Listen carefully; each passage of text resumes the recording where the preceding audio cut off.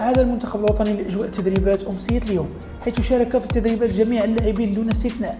اللاعبين الأساسيين الذين شاركوا في مباراة الأمس خدموا ان سيونس ريكيبيراسيون، يعني إعادة المستوى أو استعادة المجهود الذي بذلوه أمس. أما اللاعبين الآخرون فقد شاركوا في تدريبات تكون قليلا المستوى مرتفع، يعني بيهزوا شوية شارج اللي ما لعبوش خلاص. هما اللاعبين اللي شاركوا راح نديروا سيونس خفيفة، يعني بيرولاشيو لي ميسكل تاعهم وكلش. يعني تدريبات شارك فيها جميع اللاعبين دون استثناء، حتى بغداد بونجاح شارك في هذه التدريبات. ما كان حتى مشكل في المنتخب الوطني. المنتخب الوطني راه يمشي بطريقه صحيحه من اجل ان يكون الى ابعد مستوى نذهب في هذه البطوله. بالتوفيق لمنتخبنا الوطني ان شاء الله. يعني تخطينا المشاكل، تخطينا الاصابات باه نوصلوا لابعد مستوى ممكن. بالتوفيق، نترككم تشاهدوا التدريبات كامله مع بعض. Bravo. Oui. Allez, ok.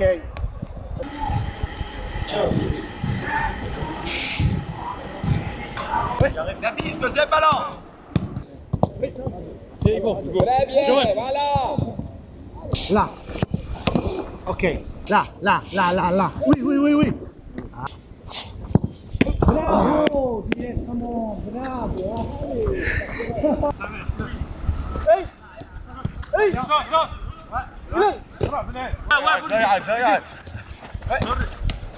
Seul. وين حاجة؟ Amis, Imad, Tougaï.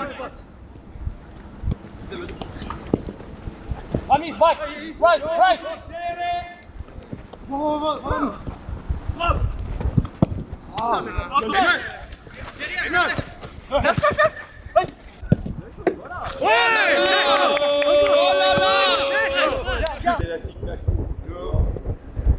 Et 10. On y va. 3, 4. Le pied tout droit. Les pieds vers l'extérieur, dans un côté. Mettez les points du pied dans un côté. Et roulez. Continuez à rouler avec les points des pieds dans un 4.